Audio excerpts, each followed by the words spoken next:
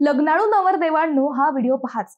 अहिल्यानगरमध्ये फसवणूक करणारी नवी टोळी आली आहे. अकोले तालुक्यात एक धक्कादायक प्रकार समोर आला आहे, जिथे लग्नासाठी मुलगी मिळत नसल्याच्या पालकांच्या चिंतेचा गैरफायदा घेणारी टोळी सक्रिय झाली आहे. या टोळीने सोशल मीडियाचा आधार घेत अनेकांना आपल्या जाळ्यात अडकवले असून प्राथमिक सदस्यत्वाच्या नावाखाली 10,000 रुपये उकळले जात आहेत. परिसरातील अनेक कुटुंबे या फसवणुकीला बळी पडत आहेत.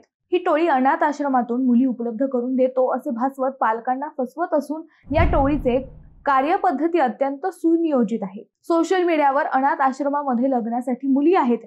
जो कोणी लग्नासाठी इच्छुक असेल त्यांनी खाली दिलेल्या नंबरवर संपर्क साधावा असा संदेश मोठ्या प्रमाणात पसरवला जातो. या संदेशाला भुलून जेव्हा पालक संपर्क साधतात तेव्हा एक गोड आवाजाची महिला त्यांच्याशी संभाषण करते.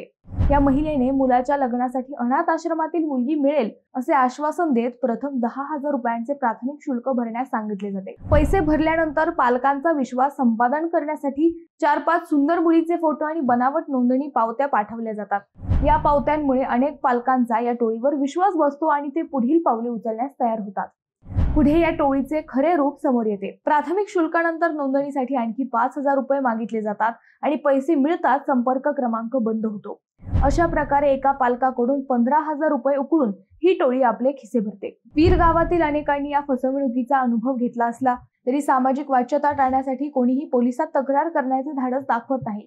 परिणामी ही टोळी बिनधास्तपणे आपला धंदा चालवत आहे आणि आणखी लोकांना आपल्या जाळ्यात अडकवत आहे.